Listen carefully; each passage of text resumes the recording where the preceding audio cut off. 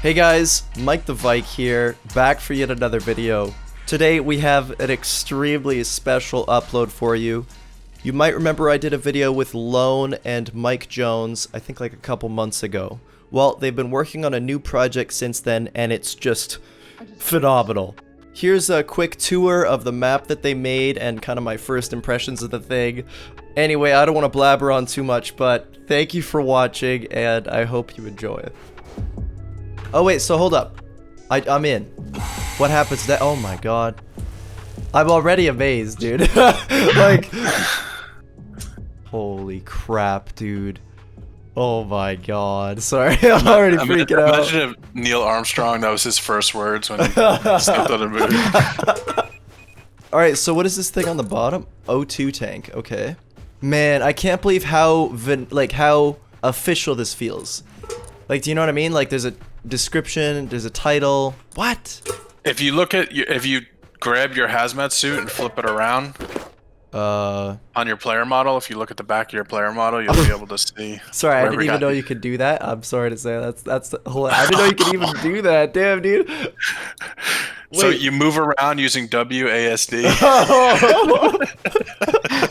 So basically, if you notice, there's a tank in your belt. Yes.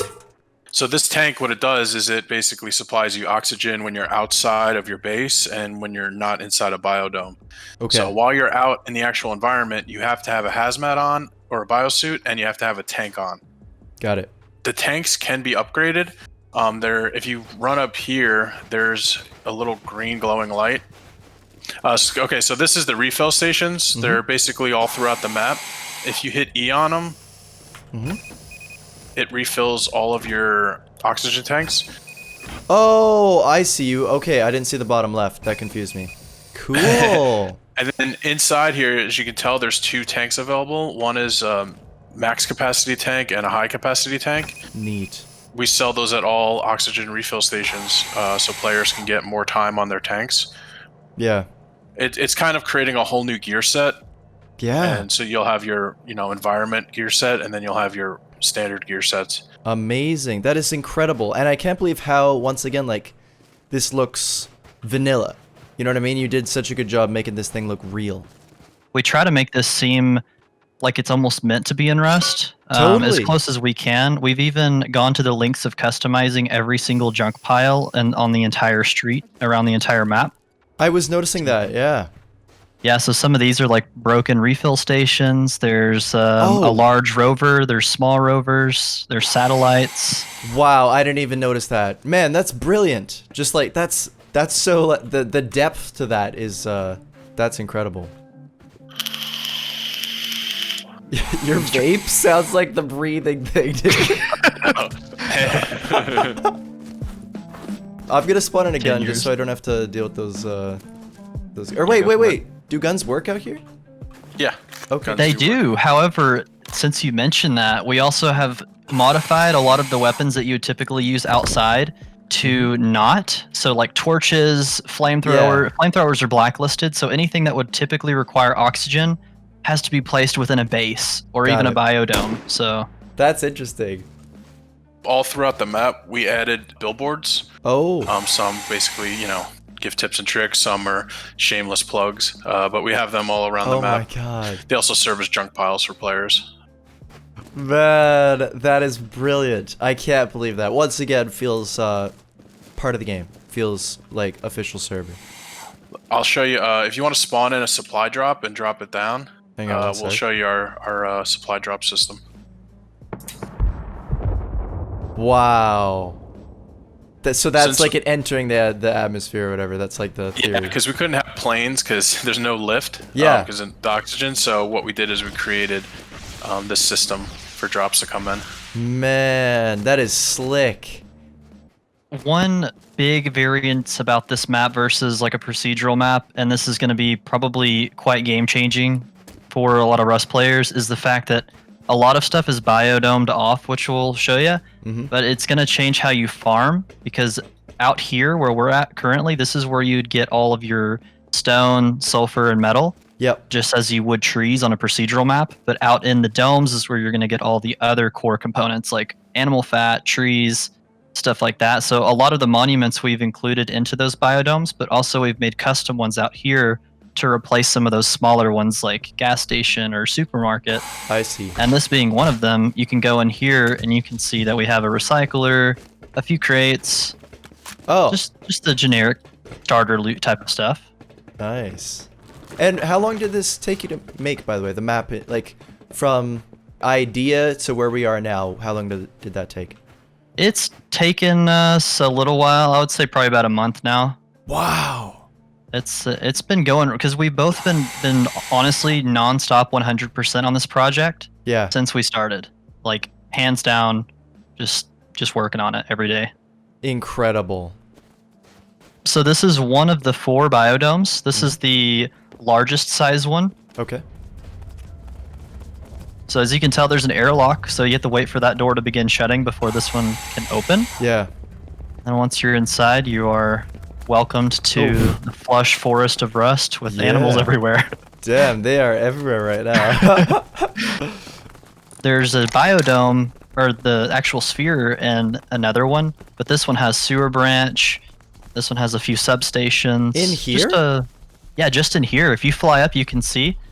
Yeah, it's hard to like visualize the scale of these until you see it compared to a monument, but it's Yeah, it doesn't seem that big on the outside for some reason, but this is actually a good chunk of space, like for PvP and so on.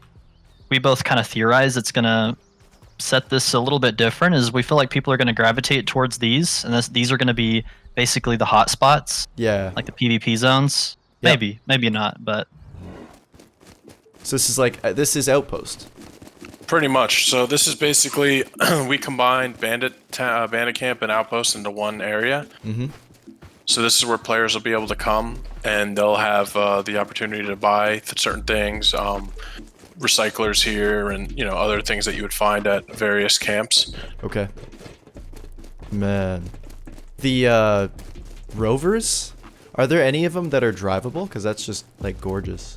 That we would love for that, but it's just not possible. Oh, okay. Face Punch, the tires that they recently came out with for modular vehicles, Mm-hmm. we can't really adjust them too much with plugins yet. Got it. We are looking into having a custom rover though go around the server on the roads where players. It'll be kind of like an alternative to patrol heli, Oh. but it'll be a patrol rover. Cool. That's a great idea. So if you come over here and jump in the elevator, I'll show you kind of.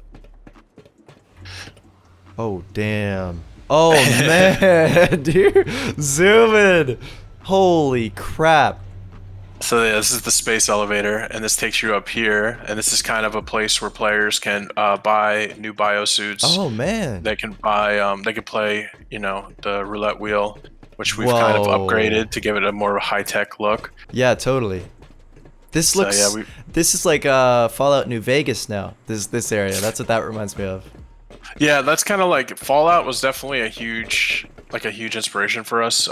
Even with the website and Yeah. the different assets to the game, we really wanted to kind of fit that Fallout vibe. Mm-hmm. Yeah, so you might want to throw on. Oh, you have God mode on? I turned it on now. Yeah. Okay. So basically, this is a crash freighter. This is a mid-tier monument. Ooh. It's a blue card monument, so you can get a red card out of here. Yep. The process of which a player would play this monument would be basically they would have to sneak around to the back of the ship. Mm. There's a whole little puzzle down here which the player would have to kind of crawl through. Oh man, this is crazy, dude. It's legit. Yeah. You made this entirely yourself. That's crazy.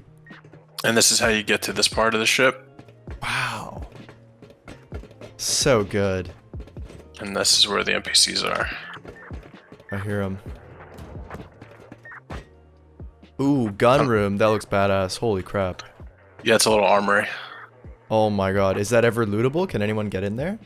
No, it's just for show. Oh, too bad. Oh man, that's cool. So right here, this is where you would swipe the card. There's gonna be a bunch of NPCs, so Oh, a little boss fight. yeah. So this is where you would kill the NPCs. Got it. Very nice. Cool. And so basically in here, this is where the engine room is. This is where you'll find a bunch of the loot. Oh, we good have a loot. elite crate. Yeah. And one thing about these monuments, I always tell Lone is getting the loot is only like half the battle. It's getting out. Oh. Since you don't have helis and scrap helis and things like that, it's there's going to be a lot of running away on foot or having a car nearby. But as you can tell, there's going to be no cars in this area. Mm-hmm. So with base building, it's typical Rust base building. So the only difference is basically when you're building your base, you have to be fully in your base to get oxygen. You have to have a TC in your base, and you have to have access to that TC. Okay. So right now, we would have oxygen inside this base. Oh, really? I think you have God mode on, so you probably won't. I'll take off my my filter then. Oh, and I'm doing fine. Yep. And then if I de-auth, I'll lose it. Oh yeah, so you have to be authorized on the TC as well. Neat. Is there a day-night cycle on this, or is it always like this? It's like this. We wanted to always keep it orange, so you always have that Mars feel. Because if we change the time, it makes the sky turn really blue. That's one thing Lone was mentioning earlier, that we had to really fine-tune the time and the year, just so we can make sure that it had that orange hue to the sky. We actually found out that, like, with the year cycle, the higher you go, it kind of shifts the day and night cycle. So right now, this technically is the year 3000. Oh, wait. That's funny. Or the year 9000. I'm sorry, it's the year 9000 currently. Oh, man. I'm really interested to see if it's going to be like the real PvP players that come on here, or it's going to be more role player, or if it's just going to be like a regular player that just wants to experience a new version of Rust. I think you're going to get it all, dude. I think everybody's going to want to play on this server personally. This is just too cool. And actually, on that note, so if people want to, like, do you want to give more info about how players can join and what's going on there? All the information they can find is on projectnova.gg. Okay. And if they want to join our Discord, where we have a lot of updates and other information, they can join it at discord.projectnova.gg. Okay. We're already thinking about new monuments and new features we're going to add. Mm-hmm. So, like, it's not going to be this is a one and done. We're going to constantly evolve this, and in our minds, we kind of want to make this like a new kind of game mode. Yeah, totally. One thing that the reason we named it Project Nova is because if you look at all the posters in Rust, there's actually it says Project Nova. So there's actually Project Nova is a part of the Rust lore. Cool. It's definitely something that Facepunch might have had in their minds at some time. Mm-hmm. We kind of just took that and ran with it. Wow. You beat them to it, I guess. Yeah. One thing we've been looking at is gravity. Yeah. To be able to, when a player jumps, for them to like slowly fall, and like Yes. one thing we were looking at was like jetpacks. So when they jump, you can get kind of a boost. Mm-hmm. So those are some things we were looking into. But the problem is with gravity and Rust in its current state, gravity only ties to entities and not players. Oh. That's one thing we were kind of like holding back on. But I know Lone has reached out to multiple people in regards to adding maybe some gravity support for players. Yep. Since we did our first video with you, we've seen definitely some support from Facepunch. They've added a lot of things, and they've been listening to the community a lot, which is great. Nice.